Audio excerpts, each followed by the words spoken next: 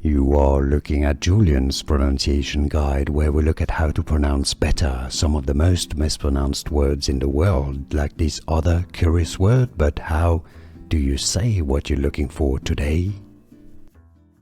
A word from French, a cooking term. In French, for reference, it's said as praline, praline. In English, praline, praline. You may hear people say it as praline as well, which is not entirely incorrect, because in French there's no emphasis on any particular of the two syllables. But in English generally, praline, praline. And now you know. Here are more videos on how to pronounce more confusing words and names too many mispronounced. Like this video if you found it useful. I appreciate your support. I'll see you soon, and thanks for watching.